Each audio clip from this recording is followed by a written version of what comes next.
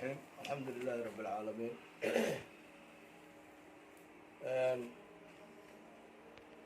وحالكم سلامة سلامة بقولت من آخرت قرآنك السلام عليكم ورحمة الله وبركاته بعد السلام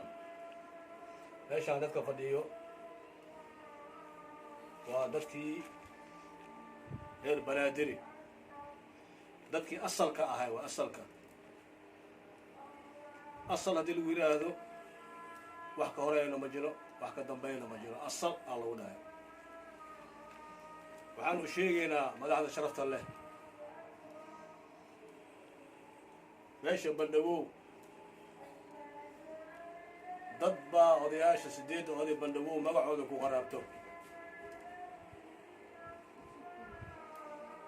تاس التوح أو هذا دقيقة هنا أنا أمخلي كرنا معها هذا اللي كمنه dadka hadda magacayna ku qaraabto sideed oo bandhow anaga dhahayo waa dad oo dulmi wado dulmina ilaahayna alle kama naqanayo waxaanu sheegaynaa madaxda sharafta leh dadka ku xisaabtamaayo ama macnaha isticmaalayo sideed oodi bandhow aan ka midnahay dhahayaan waxaanu sheegaynaa inay kawaantoowaan haddayse kawaantooyi waayaan ha ogaadaano diyaarna ha u noqdaano wax alaala waxay iiga ay kala kulmaan xumaan iyo samaan sideedda oodi bandhawow dad la yaqaano waaye dad oo macnaha oo dhidhiil qaadanaya ma aha waa dad jiro waaye waa dad teesaraata oo dowladda xaggeeda ka diiwaan galsan hadday noqoto wasaaradda arrimaha gudaha hadday noqoto madaxtooyada hadday noqoto hoos ahaan waa dad la yaqaano sideedda oodi bandhawow wili qaabkay oo kala baxaan xataa xaqiiqadooda iyo teesaraata igu yihiin caddaynteeda waa idin siin karnaa dadka magaca bandhawow isticmaalaayo walaalaheena waa u digaynaa waa digniintii kama dambaysta ahayd shalay hadday macnaha odayaasha sideedda bandhawow ana ay hadli waayeen maanta waxay diyaar u yihiin inay hadlaan oo wax alaal wixii ka hor yimaado ay diyaar ay u yihiin inay iska celiyaan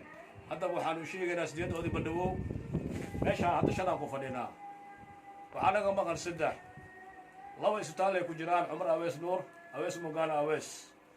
ismaa cabdi islaamle xoogaa cudurdaar ayuu shanta shaqow ku maqan yahay shanteenana waa wada fadhinaa aniga waxaan ku hadlayaa magaca bandhawow waxaad ogaanaysiin walaalayaalow kawaantoowa magaca bandhawow sideed oodi bandhawow isticmaalaysiin kawaantoowa waa digniin kawaantoowa madaxda sharafta leh waxaan ka codsanaynaa codsigeen hadduu soo gaaro inay fiira gaar ahaan ay u yeeshtaan shan sideedda oodi bandhawow wabilaahi tawfiiq waxbaa ku dheeli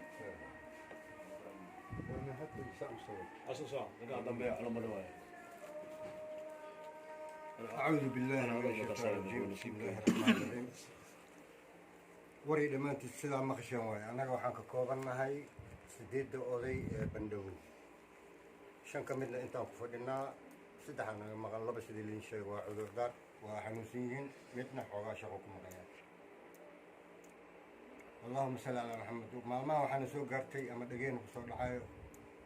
dad photocopyaan la sameeyey loona sameeyey annaga magaceena in lagu hoos dhigo waxaan ugu digaynaa ama aan u sheegaynaa inta ku shaqle sida guddiga doorashooyinka ra-iisul wasaaraha xalinta khilaafaadka in ay fiir gaar u yeeshaan dadkaas annaga mana mislaan meel ay ka socdaan iyo meel ay ka yimideenna ma naqaano ciddii labada gacan ku qabato oo taageerto wixii ka yimaado ayagaa mas-uuliyaddooda qaadaya annaga shaqa aan ku leenahay male hadalna sidii ay odayaalka idin sheegeen waaye saasay wax u jiraan wasalaamu calaykum waraxmat ullaahi wabarakaatu السلام عليكم ورحمة الله وبركاته. عليكم السلام ورحمة الله وبركاته. تمام. طلوعنا بندو وأيدي سلامي سوينا أنتي صغير كبير. وحنا أنت كعدينا برشة الصومالية بدي دور الشدة بدي خلافات مسلمين أسرة سدولة وحنا شيء أرنتان بريان سبين يسوع وده يسوع niman oo koobi loo adeegsanayo magacyada bandhawow odayaasha bandhawow loo adeegsanayo arrintaas in laga waantoogo dowladda fiiro gaar ay u yeelato guddiga doorashooyinka fiiro gaar ay u yeeshaan si gaar ay iskaga xil saaraan kursigan bandhawow dadka mas-uul ahaa 5 qofood ka mid ah 8 waaye 2 macduur waaye halna arrimo shaqo ku maqan yahay 5 ka mas-uul ee majority waaye 5 waxay gooyaan waa soconaa insha Allah guddiga doorashooyinka waxaa ugu digaa arrimaha oo sabeynaya waa inay fiiro gaar ay u yeeshaan dadka koobiga la isticmaalayo waa inay iska ilaaliyaan cawaaqib xumada ka dhalato hadhow ayagaa la weydiinayo wabillahi tawfiiq asalaamu calaykum waraxmatullahi wabarakaatu استوسن كاميرا بوزعته شوف لنا السلام عليكم ورحمة الله وبركاته. وعليكم السلام ورحمة الله. waxaan leeyahay maanta meeshaan waxaan isugu nimid in arrinta bandhawow aan ka hadalno odayaasha bandhawow todobada oday maca culummadoodii aniga culummadii aan nahay wax alla wixii macnaha oo jirayna hortii odayaal badanaa ka wada hadleen waxaan jeclahay dadkan oo odayaasha magacooda sheeganayo waa dad walaal ah waa dad ehel ah waa dad dadkayna ah inay taas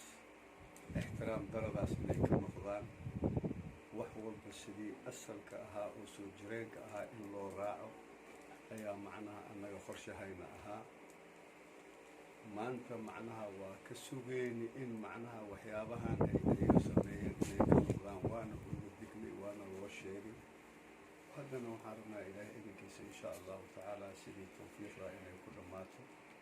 annaga dad ismaa macnaha oo ishura ma nihi dad eelaan nahay inaan soo xadgudubnana waa laga fiican yahay annagana odayaashii bandhawo waa nahay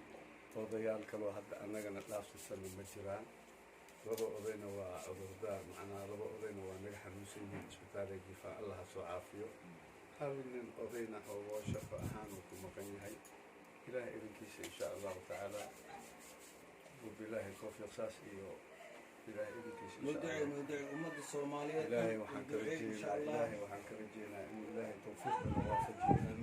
ilaahay tawfiiqna waafajiyo inuu ilaahay khayrka waafajiyo inuu ilaahay khilaafaadka naga bixiyo inuu ilaahay dowlad caadila iyo oo dowladda inuu ilaahay gaarsiiyo inuu ilaahay idinkiisa insha allahu tacaala dhibka iyo baahida iyo gaajada iyo cudurka inuu ilaahay naga qaado ilaahay idinkiisa insha allahu tacaala اللهم إني نسألك العفو والعافية دائما في الدنيا والآخرة اللهم اشفيني برحمتك اللهم اشفيني بأمرك اللهم اشفيني بغفرتك اللهم اشفيني بقوتك يا رب العالمين إله رحمة داري الحريص إله ولدك إله رحمة داري الحريص إله وسودك إله الخير قدر إله نسيء إله التوفيق إله نوافجك إله الدين المسلمين إله كركري والله اللهم صل على سيدنا محمد خايا حمضان beesha baxweynta bandhawow waxaa idinkugu salaamay salaanta muslimka asalaamu calaykum waraxmatullaahi wabarakaatu khaasatan maanta oo basho ay tahay 3 bishii 8aad 2021 ahna maalin talaada ah ayaa isugu nimid gogasha annagoo 5 cunug ah odayaashan waxay